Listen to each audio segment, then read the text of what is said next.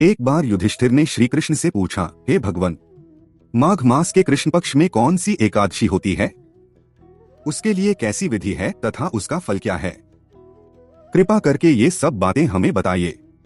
श्री भगवान बोले, हे नृपश्रेष्ठ, माघ मास के कृष्ण पक्ष की एकादशी षटिला के नाम से विख्यात है, जो सब पापों का नाश करने वाली है। मुनिश्रेष्ठ पुलस्त्य ने इसकी जो पापहारिणी कथा दालभ्य से कही थी, उसे सुनो। दालभ्य ने पूछा, है ब्राह्मण, मृत्युलोक में आए हुए प्राणी प्रायः पाप कर्म करते रहते हैं, उन्हें नरक में न जाना पड़े, इसके लिए कौन सा उपाय है, बताने की कृपा करें। पुलस्त्य जी बोले, महाभाग, माघ मास आने पर मनुष्य को चाहिए कि वह नहा धोकर पवित्र हो, इंद्रिय संयम रखते हुए काम, क्रोध, अहंकार, लोभ और चुगली आदि बुराइयों को त्याग दे। देवाधिदेव भगवान का स्मरण करके जल से पैर धोकर भूमि पर पड़े हुए गोबर का संग्रह करे, उसमें तिल और कपास मिलाकर 108 पिंडिकाएं बनाए।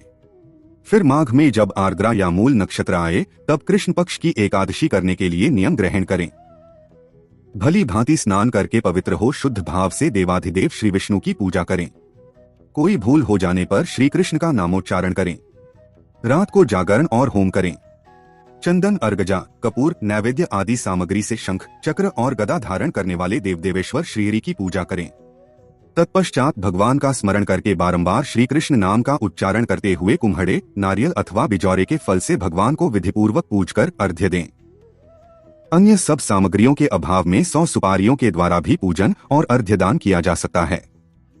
अर्घ्य का मंत्र इस प्रकार है, कृष्ण कृष्ण कृपालुस्त्वं गतिना गतिर्भव, संसारार्णव मग्नाना प्रसीद पुरुषोत्तम, नमस्ते पुंडरीकाक्ष नमस्ते विश्वभावन, सुब्रह्मण्य नमस्तेस्तु महापुरुष पूर्वज, गृहाणार्थ्य मया दत्त लक्ष्म्या सह जगतपते।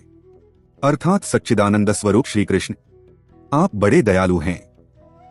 हम आश्रयहीन जीवों के आप आश्रयदाता होइए। हम संसार समुद्र में डूब रहे हैं, आप हम पर प्रसन्न होइए।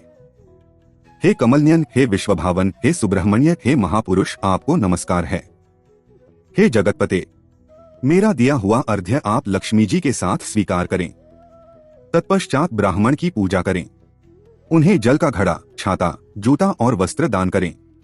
दान करते समय ऐसा कहें, इस दान के द्वारा भगवान श्री कृष्ण मुझ पर प्रसन्न हो। अपनी शक्ति के अनुसार श्रेष्ठ ब्राह्मण को काली गौ का दान करें। हे द्विजश्रेष्ठ, विद्वान पुरुष को चाहिए कि वह तिल से भरा हुआ पात्र भी दान करे। उन तिलों के बोने पर उनसे जितनी शाखाएं पैदा हो सकती हैं, उतने 1000 वर्षों तक वह स्वर्गलोक में प्रतिष्ठित होता है।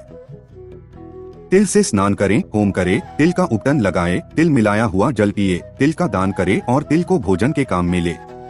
इस प्रकार हे नृपश्रेष्ठ, 6 कामों में तिल का उपयोग करने के कारण यह एकादशी षटिला कहलाती है, जो सब पापों का नाश करने वाली है।